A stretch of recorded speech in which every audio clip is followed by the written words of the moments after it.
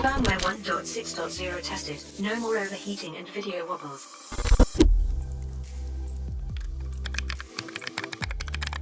Yesterday, I updated the firmware to 1.6.0 on my EOS R5, and I spent some time testing it out and experimenting with different video settings to see if I could get the camera to overheat. And you know what? I have to admit, I am super impressed with what is going on. So let's talk about it. All right, so in this video one, I'm gonna talk about a glitch I ran into when updating the firmware on the EOS R5. So I'm gonna mention that quickly. I'm gonna talk about my results when recording in those video modes that traditionally overheated and talk about what's going on there. We're also gonna check in on those corner wobbles. And then, I don't know if I'm gonna put this in the video or not, but I feel like I wanna rant about Canon. I'm kind of fucking pissed off at Canon and I wanna talk about it.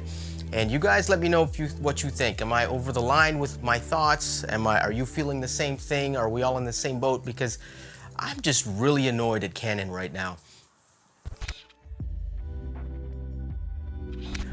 All right, so the first thing I want to touch on is this glitch I ran into when trying to upgrade an EOS R5. It had firmware 1.3.0 on it, and when I put 1.6.0 on a memory card, try to put it in the camera wouldn't recognize the new firmware. Made a video about it there if you want to see it in more detail, but to make a long story short, what I had to do to get around that situation is install firmware 1.5.1 on the camera first, and then the camera would be able to recognize 1.6.0, and that's how I got around that. So if that's an issue you're running into, trying to install the new firmware on a camera that has old firmware, try that method. It should work for you. So with that being said, let's move on to the overheating situation, because that's pretty exciting. Okay, so let's talk about overheating. This new firmware 1.6.0 gave us some nice little updates to the R5. A video about it there if you want to go check it out. That's where I talk about all the things that we got in the firmware. This video is all about testing that firmware. So we're going to test the overheating. I'm not going to show you the back of my camera screen and myself recording and all that stuff. We're just going to jump right into the results. All right, so the first test I did was 8K RAW. I wanted to see how long I could record in 8K RAW before the camera overheated. Now, here's the bottleneck with my testing. I have a 128 gigabyte CF Express card, and that's pretty small if you're trying to record 8K RAW. But yeah, I never invested in a bigger CF Express card. I didn't see the point because I can't really use any of these higher end features on the camera, so I just went with the smallest one I could get, and that was it. So that's what I'm using. So with 8K RAW, I got about 6 minutes and 28 seconds of recording time, and I had to do that a few times. I got to a total of 32 minutes recording time in 8K RAW, which I think is pretty good. And then I got an error warning with the card saying that the camera couldn't write to the card fast enough. The card was too slow. So I don't know what that's all about, because the card was recording fine when I started. And I think I recorded 6 times. And on the 5th time of 6 minutes and 28 seconds, it gave me that warning. And then again on the 6th time, so I stopped recording. And I don't know if the CF Express cards slow down when they get hotter, or it's some kind of thing with CF Express cards. They don't take in information fast enough, or don't read information fast enough when they get hot. I don't know what the science behind that is, but that was my situation. That's what I ran into. So if you want to shoot 8K RAW, definitely get a bigger CF Express card. The other thing I want to say is that CF Express card gets pretty hot. It's not so hot that you can't touch it. Like, I could hold it in my hand, it was fine, but you could noticeably feel that it was hot. So I would maybe recommend just leave it in the camera for a minute, or open the memory card door and just let it sit for a few minutes before you pull it out. If you're sensitive to heat. I mean, I cook a lot, so these fingers, they don't feel heat like they used to. All right, so that's my experience with 8K RAW. Okay, so next up I tried 8K RAW Lite, and I got a little bit better results. Right over there, I got 10 minutes per card, which is a little bit better than 6 minutes and 28 seconds. And I got to a total of 66 minutes of recording time. And again, I ran into the same situation where the card was too slow for the camera, and it just stopped recording at that point. So it wasn't overheating that got me. It wasn't the card that was full. It was slow write speeds to the card again. So I guess that's just something to keep in mind if you want to record 8K. And I was able to do it for about half an hour before I got those slow write speed warnings. So I mean, that's more than enough. If I use 8K, it's only going to be for like situations like this, if I'm holding a product and want to completely zoom into it and zoom back out. So that's what I would use 8K for. I wouldn't really film a whole video in 8K, so it's definitely good enough for me. But if you want to make a whole video in 8K, again, invest in better cards or get a Ninja V Plus. I think that can record 8K through HDMI. I've got a Ninja V and it does pretty good. It's got Apple ProRes and all that stuff. So it's handy for me and it allows me to get around that 30-minute record limit, because that's the other issue. I mean, even if I had a memory card in there that could record for an hour straight, I would still have to record in chunks of 30 minutes and 30 minutes and 30 minutes and 30 minutes. And Canon, I mean, like if we can record 8K RAW for, you know, what did I have, 32 minutes the first time and 66 minutes here, then I think it's time to get rid of that 30-minute record limit.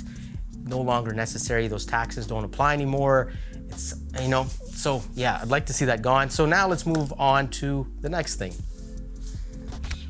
Next up, we have my favorite recording mode, and that is 4K HQ, and that is what you're watching right now. Maybe you don't want to see this face in 4K HQ, but basically what that is oversampled 8K. So you have 8K and it's shrunk down to 4K in camera, and that's what 4K HQ is, and it gives you a tremendous amount of detail and sharpness and clarity, and it looks amazing. And right now I have a Pro Mist filter 1/8 on the camera as well to cut down some of the sharpness, because I find that the sharpness is too high. But with a Pro Mist filter, it kind of softens the edges a little bit, but still gives you sharpness. So let's see if we can take that off. So this is 4K HQ without the Pro Mist filter, and you can see it's a lot sharper. It just looks crispy, almost too crispy. So that's 4K HQ. And in terms of recording time, I was able to hit 2 hours, and that was with 30 minutes, 30 minutes, 30 minutes, 30 minutes. I didn't run into any issues with slow write speeds or anything like that with the card. The camera didn't give any single overheat warning. It just went 30 minutes, 30 minutes, 30 minutes. And when I got to 2 hours, I was like, that's it. I'm not gonna sit here and watch the camera any longer. I can't imagine wanting to record a video for longer than 2 hours anyway. So that's 4K HQ, and I'll put this back on the camera so you guys don't have to see all this. All right, next up, 4K 60, which is a very popular feature for a lot of people. And with this card that I have, I was only able to record 20 minutes before the card filled up, but I did get to 2 hours of recording total. And I think that's fantastic for 4K 60. If you want to, you know, slow that down, make it normal, or slow it down, make it slow-mo, or keep it normal and stuff like that. 4K 60 is very versatile.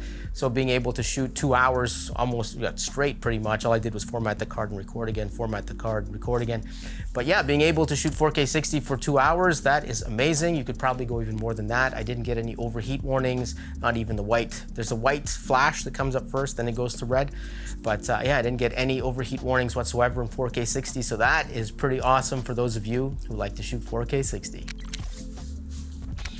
Okay, now for the ultra fun 4K 120, and I love shooting in 4K 120, but it's also my biggest pet peeve with the R5, because with the old firmware, you'd get about 5 minutes of recording time. Like I'm taking photos of a client or something, and then I want to do some slow-mo. I try and shoot some slow-mo, and 5 minutes later, done. And of course, if you're shooting slow-mo, 5 minutes doesn't last that long, especially if you're trying to like pick and choose shots and do different things, and it irritated the heck out of me. But with this new firmware, I was able to get 29 minutes and 52 seconds of 4K 120 before the camera overheated. I thought at first I hit the 30-minute record limit on the camera, but it wasn't that. It was just, that was the timing. I guess if your room is cooler or you have a fan or something like that, you might be able to record longer. But for me, 29 minutes, 52 seconds of 4K 120 is absolutely awesome. And of course, no one's gonna record 4K 120 in a 30-minute segment anyway. I mean, it's little clips, little clips, little clips, little clips, and you put it together. So if you shoot like that, you could probably get an hour or so, maybe more of 4K 120, who knows? But yeah, so I'm really impressed with that. Now I can actually use this R5 and deliver content to my clients instead of being like, hold on, I have to wait for my camera to cool down before I can shoot more. Like, that was just so irritating, and that was the one thing that really pissed me off about the R5. But now, with this firmware, it's kind of like we have that camera that Canon promised us 2 years ago, and I think it's safe to say that the R5 can go into that like top 5 list of perfect hybrid cameras. So yeah, I mean, I even preferred over the R5 C. I almost bought it, but I decided not to. The thing with me is like, I like shooting events and I like to jump between video and photo. And with the R5 C, the big hiccup for me is like when you flip it into video mode, it loads that other operating system, and then it takes 10 seconds. And if you're shooting a wedding and it's like there's a cool moment happening and you want to go into video mode, with the R5, you just hit the MFN button. Got a video about it there if you want to know how to switch modes fast. And there you go. You're ready to record. But with the R5 C, you got to flip the switch. Wait. And I mean, I'm sure there's probably some sort of like record mode and photo mode, but I don't know how much latitude you have in terms of adjusting it and stuff. But yeah, the R5 to me, perfect hybrid camera. This firmware, absolutely awesome. And yeah, now let's get outside and test this camera in vlogging mode.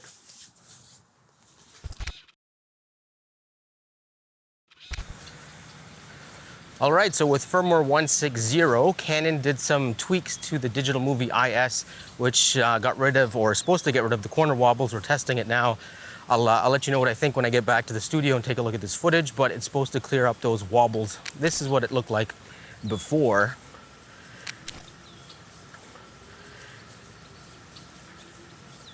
And this is what it looks like now with the digital movie IS level 1.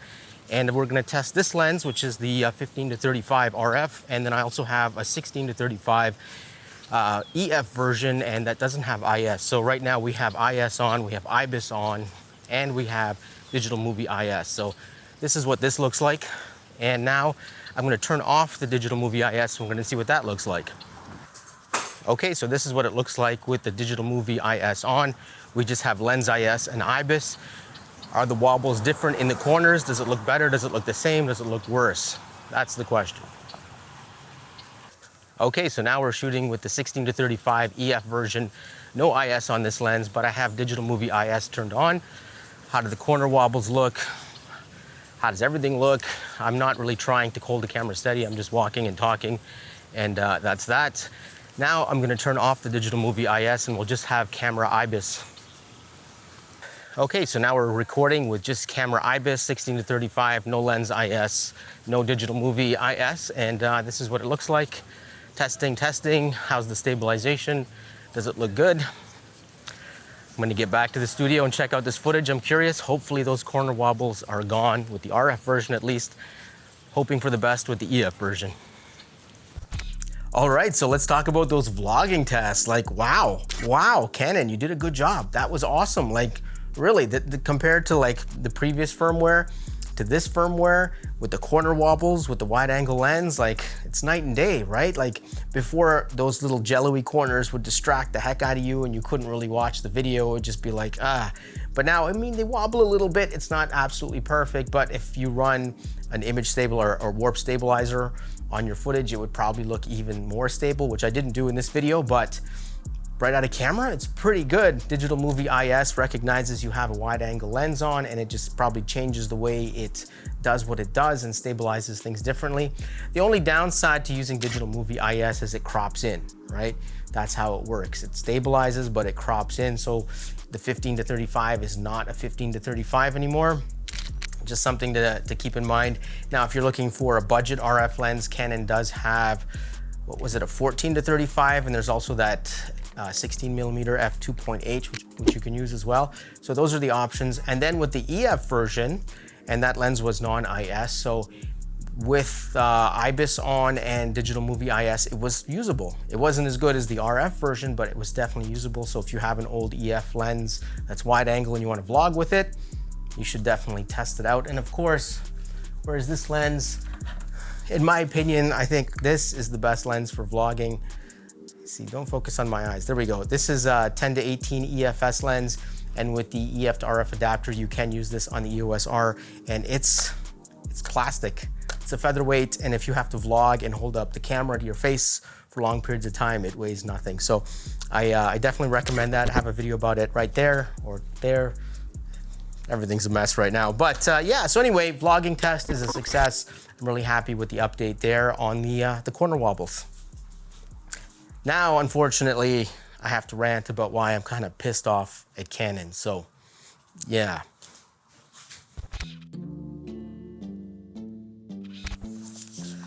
All right, so as I'm editing this video, I'm watching it and my rant is just over the top. It's too much. I decided to just delete it and refilm it. You know, sometimes you get emotional and you just start going and going, and those kinds of rants are fun, but those are best kept for your circle of friends and not to be put on the internet and made public for everybody. So I'm just gonna refilm it and just stick to the key points I was trying to make without all that emotional junk there in the way. But yeah, the point I wanna make is that I pre-ordered the EOS R5. When I watched Canon's advertising for the R5, they advertise, 8K, 4K HQ, 4K 120. They just gave us all these video specs. And I'm a hybrid shooter. I shoot photos mostly and videos as well, and then the YouTube channel. So for me, it seemed like the perfect camera. I pre-ordered it, picked it up. First day it was available, I got it. And then obviously we figured out about this overheating nonsense and all these nice video features that you paid for, you couldn't really use. See where I'm getting at? It's just like you couldn't shoot in 4K HQ for more than like what, 5, 10, 15 minutes, and then camera shuts down. Now with this firmware update, we can shoot 8K RAW, 2 hours plus, 4K HQ, 2 hours plus, 4K 120, no problem. We have all these features that are amazing. I paid for these features 2 years ago. Like, I bought this camera 2 years ago, and I've been struggling with these overheating issues and been limited in terms of what I can do with this camera for 2 years, and now here's a firmware that fixes everything. Where was this firmware 2 years ago? I didn't even have to send in my camera to get upgraded. I didn't have to send it back to Canon to get heat sinks put in or thermal paste or do some kind of like modification. It was just a firmware. Like, there was nothing wrong with the camera 2 years ago. Why didn't this firmware come out 2 years ago? So just like that kind of pissed me off. And if you think about the whole process, it's like, what, last year Canon said, oh, we have a fix to the R5, it's an R5 C, it's a cinema version of the R5, and it's gonna have unlimited recording, you can do all those things you always wanted to do with your R5, and I almost bought that camera, and I'm glad I didn't, because, anyway, that's a separate rant. That camera is more of a prototype than a polished product, but it's like, Canon, you could have come out with this firmware to fix the R5 instead of making an R5 C, You could have fixed the R5 and made an R5 C, but you waited for everyone to buy an R5 C, and then you're like, oh, okay, hold on, we have a fix for the R5 now. I don't know, it just feels like there's something so disingenuous about that. It just feels like Canon they're like used car salesmen, and they're just trying to swindle you and make as much profit off of their customers rather than giving their customers the best possible products they can, because this firmware should have come out 2 years ago. Anyway, that's the point I wanted to make. I just feel really ripped off by Canon, and I feel like I've lost 2 years of creation with the R5, because with these features I could have created better videos and experimented, done different things, and offered more. I guess I could offer better quality product to my clients too, which I couldn't do because of the limitations of the R5. Now that's all fixed, so I'm grateful for that, but at the same time, it's like, Canon, your business practices are awful. Awful. Okay, end of mini calm down rant. But those are the points I wanted to make, and yeah, let me know, do you agree, disagree? Are you a Canon R5 user? How do you feel about this? Have you bought an R5 C recently? How do you feel about these firmware updates to the R5? Were you an R5 user before, and did you sell it to buy the R5 C? I think right now, as of the release of this new firmware, the R5 is pretty much like the perfect hybrid camera. You get 45 megapixels on the photo side with great photo specs, great tracking, great autofocus tracking. And on the video side, again, great autofocus tracking, 4K HQ, 8K, 8K RAW, C-Log, was it 3? And I think right now the R5 is probably the best camera on the market at this price point. So we'll see what happens going forward. Fuji, what are you waiting for? Fix your autofocus, get a full frame camera. Let's go. I would be happy to switch to Fuji. And speaking of switching systems, how many people switched away from Canon? Like, Canon, how many customers did you lose? I know several people that bought an R5 and were disappointed with the video specs and then said, you know what, forget it, I'm buying an FX3. So you guys lost a lot of customers with these bad decisions. Anyway, this video's over. Peace out. Thank you for watching. If you have any questions, leave them down below, and I will see you guys in the next video. And if you like this kind of content, definitely subscribe to the channel. All right, see ya.